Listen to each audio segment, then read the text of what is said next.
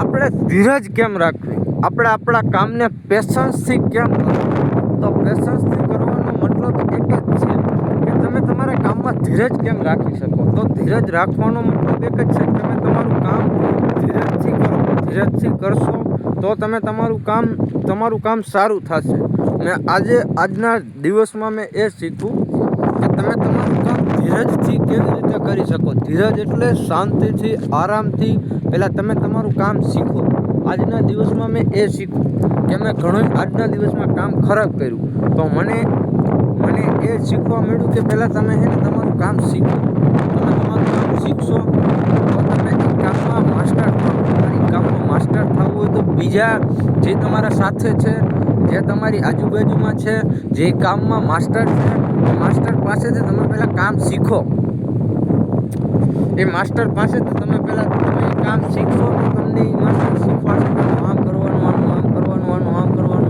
અને એ કામમાં તમારે માસ્ટર થવું હોય, ગમે એ કામ હોય, એનીથિંગ XYZ ગમે એ કામ હોય, એ કામ તમે કરો છો એમાં તમને કમસે કમ 1-2 વર્ષ તો એ કામ તમારે શીખતા લાગશે. અને તોય તમને એવું કાંઈ હોય, થાકો હોય તો એ મૂકી દેજો. કારણ કે 1 થી 2 વર્ષ તો તમારે ખાલી એ કામ શીખવામાં જ જાશે.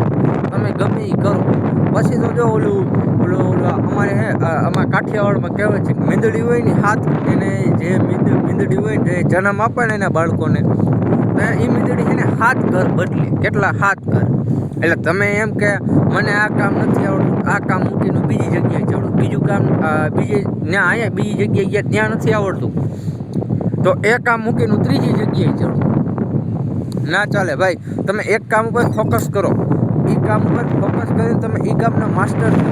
એ કામના તમે માસ્ટર થઈ જાઓ, તમને બધી વસ્તુમાં ખબર પડશે.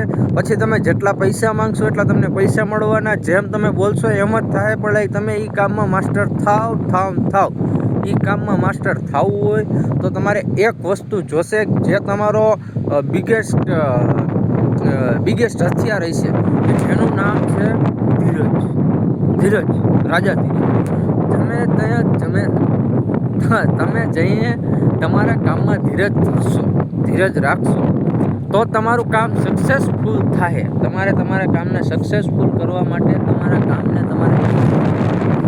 તમે તમારું કામ શાંતિથી કરો, તમે તમારું કામ ધીરજથી કરો. ધીરજથી કામ ચાલશે તો તમારું કામ બી ફૂલ સક્સેસફુલ જાય. તમારું કામ સક્સેસફુલ કરવું હોય તો તમે એમાં ધીરજ રાખો. થોડી ધીરજ રાખશો તો તમારું કામ સક્સેસફુલ જાય અને તમે પણ સક્સેસફુલ જાઓ એ ગેરંટી મારી છે. તમે ગમે એ કામ કરો તો એક પેશન્સ, એક ડિસિપ્લિન, એક ગ્રો મેન્ટેલિટી, એક માઇન્ડસેટ સાથે તમે કરો અને તમે એ કામમાં ધીરજ રાખો, તમે શાંતિ રાખો. તમે આ કામ કરો તો તમે એ કામમાં ખુદ જ શાંત નથી. તમારો ખુદનો મગજ 4 જગ્યાએ તમારો ખુદનો મગજ ભટકતો હોય, 4 જગ્યાએ ખુદનો મગજ ભટકતો હોય તો તમે એ કામમાં કોઈ દી સફળ ના થઈ શકો.